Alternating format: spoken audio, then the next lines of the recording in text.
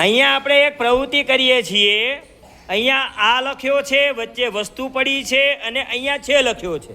આવી રીતે આપણે ઘણી બધી વસ્તુ છે એ વસ્તુ પરથી એ આ અને છેનો ઉપયોગ કરીને વચ્ચે વસ્તુનું નામ બોલીને એનું વાક્ય બનાવવાનું છે. શું બનાવવાનું છે? એનું વાક્ય.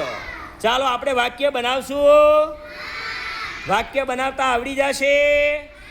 હા, ઘણા બધા મિત્રોને વાક્ય કેમ બને એનો ખ્યાલ નથી.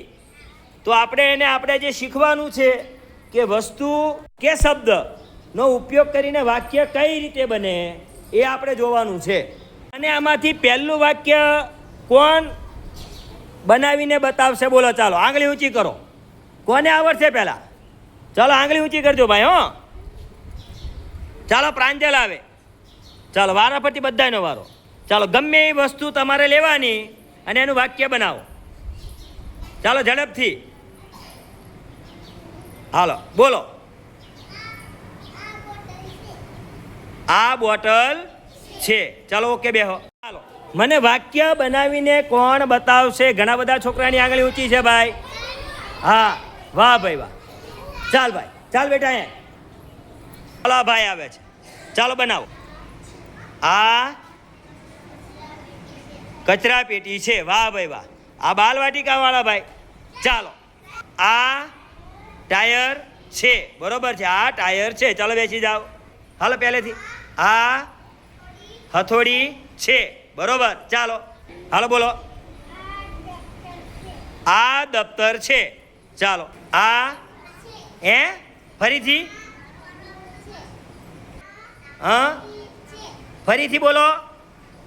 ફરીથી બોલો. બરોબર છે, આ ઢોલકી છે. વાહ. શું છે? ફરીથી બોલો. આ ડંકો છે. ચાલો હાલો. આ ખુરશી છે. ચાલો હાલો, બાકી હોય પહેલા. આ પાટી છે. પાટી એટલે સ્લેટ. ચાલો બેસો. આ દફતર છે. સરસ. હાલો બોલો. આ ચોપડી છે. સરસ. આ ખુરશી છે. ચાલો. આ બોટલ છે. સરસ. બરોબર છે. આ છોડ છે. બરોબર. આ ટિફિન છે. સરસ. આ દફતર છે. આ ટાયર છે. સરસ. આ ડોલ છે. સરસ. બોલો. બરોબર છે. ચાલો. સરસ. હા, બરોબર છે. સરસ. આ રૂપડો છે. સરસ. આ બોટલ છે. સરસ. આ ઢોલકી છે. આ સાવરણી છે. આ દફતર છે. સરસ. બરોબર. હા, બરોબર. બરોબર.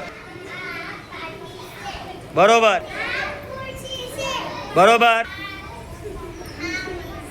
હાલો. બરોબર. બરોબર. હાલો. બરોબર. ફરીથી. બરોબર. સરસ. સરસ. બરોબર છે.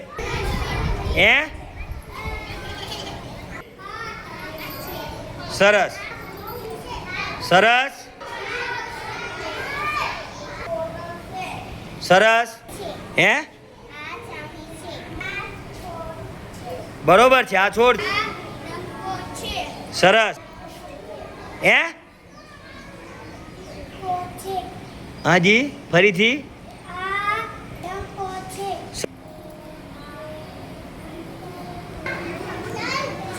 સરસ. સરસ. સરસ સરસ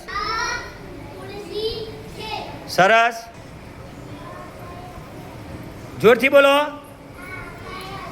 સરસ બરોબર ચાલો જાઓ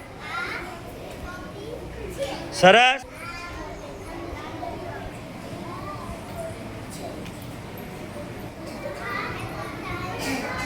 સરસ હા એમ સરસ સરસ હે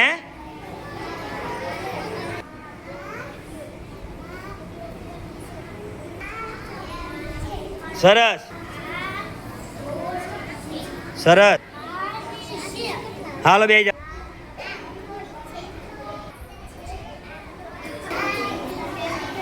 હાલો